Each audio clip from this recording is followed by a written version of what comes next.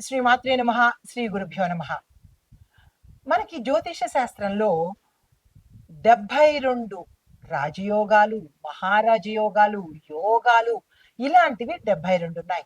అంటే మనకి ప్రతి 15 రోజులకు, ప్రతి నెల రోజులకు, లేదా అంటే ప్రతి 2 నెలలకు, కొన్ని కొన్ని సంవత్సరాలకు ఇలాగా మనకి గ్రహాలు మారుతూ ఉంటే, ఆ గ్రహాల యొక్క సంయోగం వల్ల కావచ్చు, సింగిల్‌గా ఆ గ్రహం ఉండి, ఆ గ్రహానికి సంబంధించిన రాజయోగాలు అవ్వచ్చు. ఇలాగ మనకి చాలా రాజయోగాలు, యోగాలు, మహారాజయోగాలు, దీంతో మహాపురుష యోగాలు ఇలాంటివి చాలా చాలా కలుగుతూ ఉంటుంటాయి. మనకి ఆశ్చర్యం వేస్తుంటుంది. అయ్యో! ఈ క్రిందటి నెలే కదా ఒక రాజయోగం వెళ్ళింది. మళ్ళా రాజయోగమా? మళ్ళా గజకేసరి యోగమా? ఇలాగా మీకు ఆశ్చర్యంలోకి వెళ్ళే అవకాశం ఉంటుంది. అవును. ఎందుకు అంటే ఈ గ్రహాలు మారుతూ ఉన్నప్పుడు అలాంటివి క్యాజువల్‌గా మనకి జరుగుతూ ఉంటుంది. అయితే ఈ రాజయోగాలు, మహారాజయోగాలు ఇలాంటివి గజకేసరి యోగాలు కలగాలి అంటే కనుక మన జాతకంలో గత జన్మ యొక్క కర్మను బట్టి ఈ రాజయోగాలు వస్తుంటాయి. అయితే మీకు అనిపించొచ్చు. ఆహ్, ఒకే ఒకే చోట ఉన్నాం కదా! లేదంటే తెలిసిన వాళ్ళో, వాడు అంత స్థాయికి వెళ్ళిపోయాడు. నేనింకా ఇక్కడే ఉన్నాను. ఇద్దరం అదే ఆహ్, జాబ్ చేస్తున్నాము, లేదా ఇద్దరం అదే వ్యాపారం చేస్తున్నాము. అతను కోట్లకు పడగలెత్తాడు. నేనింకా నష్టాల్లోనే ఉన్నాను అంటే, ఆ వ్యక్తి యొక్క గత జన్మలో చేసిన కర్మను బట్టి ఇప్పుడు మహాలక్ష్మి రాజయోగం కావచ్చు, భద్రమహాపురుష రాజయోగం కావచ్చు, ఇలాగ గజకేసరి యోగము, రాజయోగాలు ఇలా ఆ వ్యక్తికి పట్టొచ్చు. ఈ రెండో వ్యక్తికి నష్టాల్లోనూ, కష్టాల్లోనూ, దురదృష్టాల్లోనూ, అప్పుల్లోనూ ఉన్న వ్యక్తి అతను గత జన్మ చేసుకున్న పాపకర్మలు ఈ జన్మలో అనుభవిస్తుంటారు. అందుకే ప్రతి ఒక్క వ్యక్తి ఈ జన్మకి, గత జన్మ మనకి ఏమిటి అనేది మనం అనుభవిస్తున్న దరిద్రానికి, రోగాలకి, కష్టాలకి నిదర్శనము. కనీసం ఇక్కడి నుంచైనా మనము మంచి చేద్దాము. మంచి మంచి చేసుకుంటే కర్మ రివర్స్ ఎప్పుడూ మనం ఏది చేస్తామో బూమరాంగ్ లాగా అదే తిరిగి వస్తుంది. కాబట్టి ప్రతి వ్యక్తి ఎదుటి వ్యక్తికి చెడు చెయ్యకండి. నవ్వుతూ చెడు చేస్తాము. హ్యాపీగా ఏడుస్తూ రిజల్ట్ తీసుకుంటాము. ఇవి తెలుసుకునైనా సరే ఎదుటి వ్యక్తికి ఏడిపించకండి. ధనం ఇవ్వడంలో కానీ, లేదా మీ ద్వారా ఆ వ్యక్తులు బాధపడకుండా చూసుకున్నట్టయితే కర్మ మీకు ఇంకొకరి వల్ల బాధపడకుండా చేసే అవకాశం కనబడుతుంది. ఇవన్నీ ఎందుకు చెప్తున్నాను అంటే, కొంతమందికి రాజయోగాలు వర్తిస్తాయి. కొంతమందికి దరిద్రం వరిస్తూ ఉంటుంది. ఇది ఆ వ్యక్తి యొక్క చేసుకున్న కర్మను బట్టి, ఇప్పుడు చేసే కర్మను బట్టి రాసులు అదే గ్రహాలు కదులుతూ ఉంటాయి తప్ప, దేవుడు చెడు ఇవ్వడు. ఏ గ్రహము చెడు ఇవ్వదు. ఇది ప్రతి మనిషి గుర్తుపెట్టుకోవాలి. అయితే ఇప్పుడు మన సబ్జెక్ట్ ఏంటంటే, ఇప్పుడు మనకి వచ్చేది భద్ర మహాపురుష రాజయోగము. ఇది జ్యోతిష్యంలో అత్యంత శక్తివంతమైన మహారాజయోగాలలో ఇది కూడా ఒకటనమాట. అది ఇప్పుడు రాబోతోంది. అయితే ఇది పంచమహా పురుష యోగాలలో ప్రథమమైనది. 5 ఉంటాయి. ఆ 5 ప్రప్రథమైనది భద్ర మహాపురుష రాజయోగము. ఇలాంటి యోగాలు కలగాలంటే గత జన్మలో చేసుకున్న మంచి ఫలితాల వల్ల మనం ఇప్పుడు అనుభవించబోతున్నాము. అయితే ఈ భద్ర మహాపురుష రాజయోగము అసలు అంటే ఏమిటి? ఎవరి ఇప్పుడు అత్యంత ధనవంతుడుగా పుడతాడనమాట. అందుకే అంటుంటారు చాలామంది గోల్డ్ స్పూన్‌తో పుట్టాడు అని. ఊరికనే గోల్డ్ స్పూన్‌తో ఎవరు పుట్టరు. గత జన్మ చేసుకున్న కర్మస్థానంలో ఆ కర్మను ఇప్పుడు అనుభవించడానికి అతను పుట్టాడు.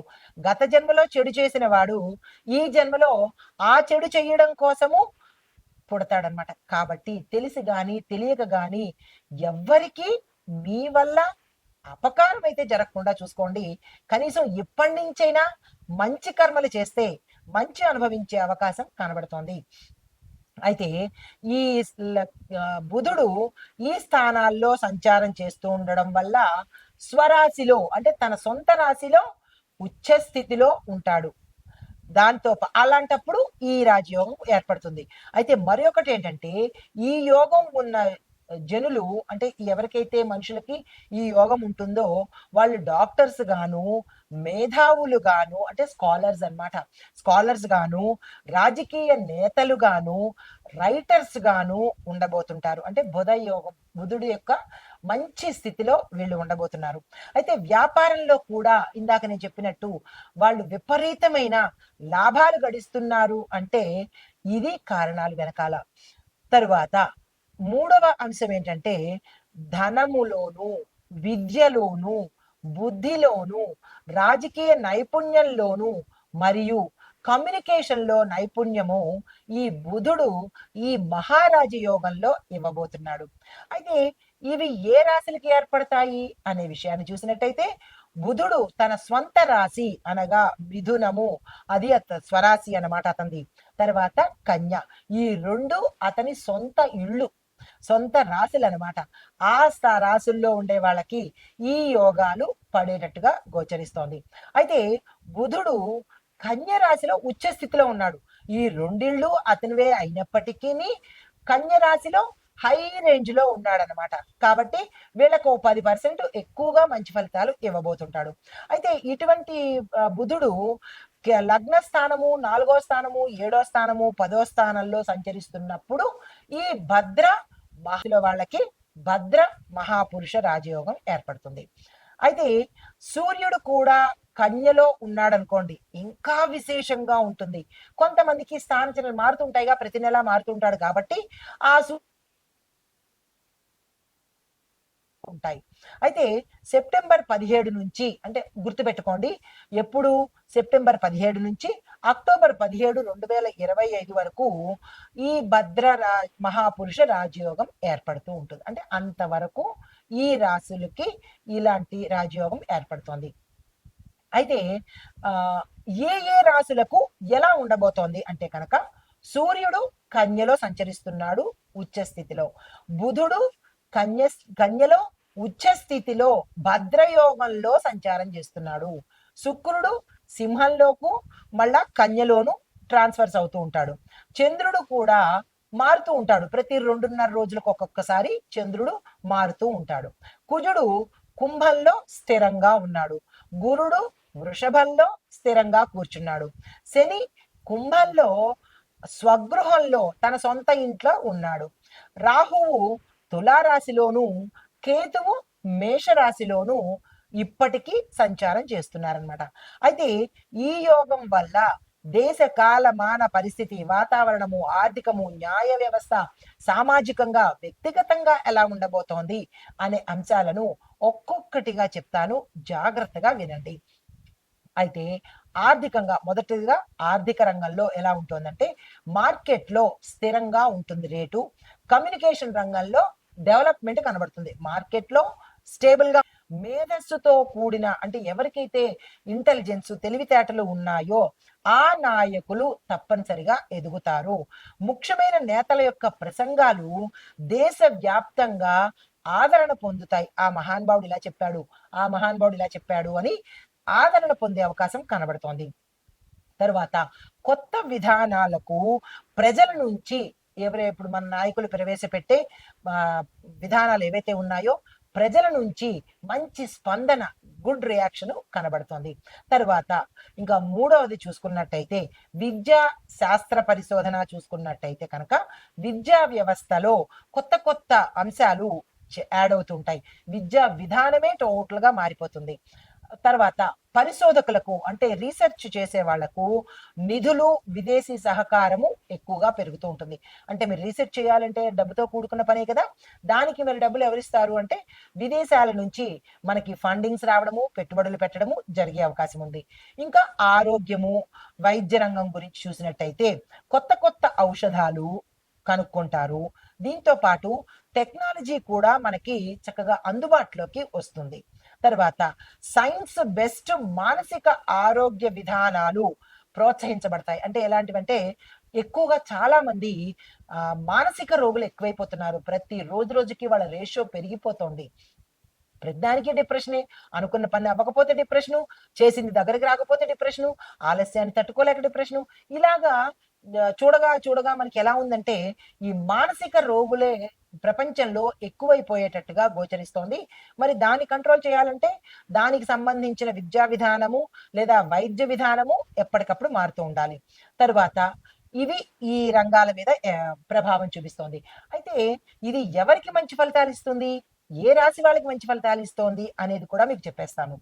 శుభ ఫలితాలు ఎక్కువగా ఇచ్చే రాశులు ఏవంటే కన్య, మిథున, తుల, మకర, కుంభ. ఈ 5 రాశుల వాళ్ళకి విశేషమైన శుభ ఫలితాలు ఈ భద్ర మహాపురుష రాజయోగంలో కలగబోతున్నాయి. అయితే జాగ్రత్తలు తీసుకోవలసిన రాశులు వృషభ, వృశ్చిక, మీనం. ఈ 3 రాశుల వాళ్ళు ప్రతి అంశంలోనూ సెప్టెంబర్ 23 వరకు చాలా జాగ్రత్తలు తప్పనిసరిగా తీసుకోవాలి. అయితే ఇప్పుడు నివారణలు కూడా చెప్పేస్తాను. దాన్ని ఎలా కంట్రోల్ చేసుకోవాలి మనం? అయితే ఇప్పుడు భయమే ఇవన్నీ చెప్పుకున్నాం. ఇలాంటి పరిస్థితులు వస్తాయి అని చెప్పుకున్నాం. మరి దానికి నివారణలు కూడా చెప్పేసుకుంటే పని అయిపోతుంది కదా! అయితే బుధుడి యొక్క గుణగణాలను బలోపేతం చేసుకోవటం కోసము విష్ణు సహస్రనామ పారాయణ ఒక్కటే రెమెడీ. ప్రతి ఒక్కళ్ళు బుధుడి సంతోషం కోసము విష్ణు సహస్రనామ పారాయణ, విష్ణు సంబంధిత నామాలు ప్రతి నిత్యము చదవాలి, వినాలి. ఇక రెండో సూచన ఏంటంటే బుధవారంలో తులసిని, ఆకుపచ్చ వస్త్రాలను దానంగా ఇవ్వండి. ఎక్కువగా దాన ధర్మాలు చేయండి. పీనాస్థలం పడకండి. ఎప్పుడైనా మంచి కర్మ చేసుకుంటేనే కొంత వెసులుబాటు ఉంటుంది. వచ్చే జన్మ ఉంటే సరే, లేదా ఈ జన్మలోనైనా సరే మంచి ఫలితాలు పొందే అవకాశం కనబడుతోంది. పీనాస్తనం కానీ, పిసిరుగొట్టుతనం కానీ, ఎందుకు ఇవ్వాలి, ఒకళ్ళకి నేను ఎందుకు పెట్టాలి అనే జాడ్యం వదిలించుకోండి. శుభ్రంగా దానాలు చేసుకోండి. ఆ ఫలితాలు మీకు చక్కగా వస్తాయి. అయితే ఈ మాక్సిమం మీరు చేయగలిగినన్ని దానాలు ఈ బుధుడు కోసము బుధవారము ఏదైనా ఇచ్చుకునే కొద్దీ పెరుగుతూ ఉంటుంది, జ్ఞానమైన ధనమైన. కాబట్టి ఇచ్చుకునే ప్రయత్నం చేసుకుంటూ ఉండండి. తర్వాత విద్యార్థులకు చూసుకున్నట్టయితే వాళ్ళ యొక్క బుద్ధిని అంటే మానసికంగా డిప్రెషన్లోకి వెళ్ళే వాళ్ళు ఎక్కువగా ఏం చేయాలంటే గణపతిని ఆరాధన చేయండి. దీంతో పాటు గణపతి ఆలయ దర్శనం తప్పనిసరిగా చేసుకోండి. విద్యార్థులకు చెప్పేది ఏంటంటే తలకు సంబంధించిన, బ్రెయిన్కు సంబంధించిన యాక్టివిటీస్ ఎక్కువగా చేస్తూ ఉండండి. కొంత వెసులుబాటు కనబడుతుంది. అయితే ఇవి మనకి ఈ భద్ర మహాపురుష రాజయోగంలో అన్ని రంగాల్లోనూ ఎలా ఉండబోతోంది, ఏంటేంటి సూచనలు కూడా మనం తెలుసుకున్నాము. అయితే ఇప్పుడు మేషాది ద్వాదశ రాశుల వారికి ఎలా ఉండబోతోంది అనే అంశంలో అయితే తదుపరి మీనరాశి. ఈ రాశిలో బుధుడు 7వ స్థానంలో సంచారం చేస్తున్నాడు. 7వ స్థానం అనగానే ఏంటంటే దంపతుల మధ్య, భాగస్వాముల మధ్య, అంటే కుటుంబంలో దంపతులు, భార్యాభర్తలు, మరి వృత్తి వ్యాపార పారిశ్రామిక రంగంలో ఉండే వారికి పార్ట్నర్స్ అన్నమాట. ఈ పార్ట్నర్స్ మధ్య ఎలా ఉండబోతోంది అంటే కనుక దంపతుల మధ్య అన్యోన్యమైన దాంపత్యం ఉండబోతోంది కుటుంబంలో. అలాగే వ్యాపార పరంగా చూసినట్టయితే కనుక మీ యొక్క పార్ట్నర్స్ చాలా చక్కని నిర్ణయాలు తీసుకుంటారు, మీతో సంప్రదిస్తూ ఉంటారు. ఇద్దరూ కలిసి ఒకే తాటికి మీద ఒకే మాటగా వెళ్ళే అవకాశం గోచరిస్తోంది. అయితే మీ యొక్క మాట్లాడే తీరును ఈ సమయంలో జాగ్రత్తగా పెట్టుకోండి. అందరూ నాకు బాగున్నారు, చక్కగా ఉంటున్నారు, నేను తోపు అన్నట్టు కాకుండా మీరు ఈ సమయంలో మాటను కనుక జాగ్రత్తగా పెట్టుకుంటే ఇంకా విశేషమైన ఫలితాలు పొందుతారు. దీంతో పాటుగా మీకు చెప్పదగిన సూచనలు ఇవ్వాలి కదా. ఆ సూచనలు బుధవారం రోజు ఆకుపచ్చని వస్త్రాలు, దీంతో పాటు పుస్తకాలను దానంగా చేయండి. ఇంకొంత స్థాయి ఉన్న వాళ్ళు బుధగ్రహానికి పూజలు కానీ, జపాలు కానీ, హోమాలు కానీ చేయించుకుని పేద బ్రాహ్మలకు పళ్ళును దానంగా ఇచ్చినట్టయితే విశేషమైన ఫలితాలు పొందుతారు. ఒక పేద బ్రాహ్మణుకు ఈ పళ్ళను మీ యథాశక్తి దానంగా ఇచ్చినట్టయితే కనుక ఇంకా విశేషమైన ఫలితాలు పొందుతారు. అయితే ఇవన్నీ ఈ ఫలితాలు, ఈ సూచనలు ఇవన్నీ గోచార రీత్యా పంచాంగం ప్రకారము చెప్పినవే కానీ వ్యక్తిగతంగా అయితే మాత్రం తెలుసుకోవాలి అంటే కనుక మీ జ్యోతిష పండితుల్ని కనుక్కొని ఆ గ్రహాల యొక్క ఫలితాలు ఎలా ఉండబోతున్నాయి, ఏ ఏ పరిహారాలు చేసుకోవాలి, ఆ బుధుడు మీకు మీ యొక్క జాతకంలో ఏ స్థానంలో సంచారం చేస్తున్నారు అనే అంశాలను తెలుసుకొని వారు చెప్పిన సూచనల ప్రకారం పాటించినట్టయితే ఈ భద్ర మహాపురుష రాజయోగము చక్కగా ప్రతి ఒక్క రాశి వాళ్ళు, ప్రతి ఒక్క రంగం వాళ్ళు అనుభవించవచ్చు, ఆస్వాదించవచ్చు. ఈ ఈ మూలకంగా ఈ ప్రతి ఒక్కరూ ఈ మహారాజ యోగాన్ని అనుభవించాలి అని కోరుకుంటూ నమస్తే.